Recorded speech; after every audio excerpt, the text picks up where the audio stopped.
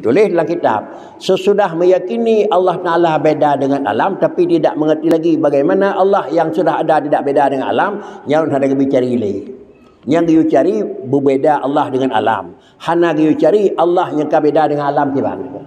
Kamu pun kita tu. Ya, yang pun buat kitab, yang pun ada tulisan tu. Ya, nak boleh kitab depannya lagi ni. Ya, nan bab katanya kita cari mentang beda Allah dengan alam. Itu yang saya kata, bahawa Allah dengan alam kan beda. Bahawa kiban tak yang kan beda. Ini kita ubah. Sebab semakin kita cari ilam, macam mana sama. Lagi nyawa kan model. Hina kan ada tempat. Kira-kira lagi nyawa kan apa dengan itu. Selama tertukri kiban, tetap hanglah dengan satu daripada lain. Biarlah membaru hana repu buat Tuhan, hana damun, hana tempat. Dan hana potongan adalah pat, hana tempat.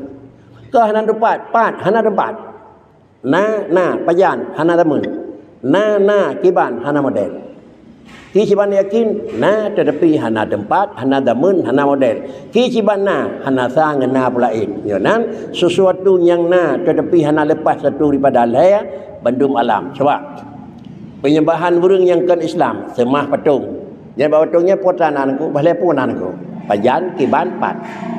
Penyembahan matawrau, balepunanku, kiban pajan pat. Semah memang yang mengikut dengan naga sebagai penyembahan, pajan kiban. Menyangkut dengan semah hapui, kiban pajan.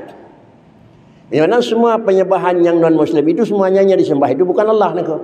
Bahkan karena pada barangnya semah lagi mandum satu daripada lepu. Katanya tukang sembah Allah Taala adalah kiban, hana apa kata tok ban.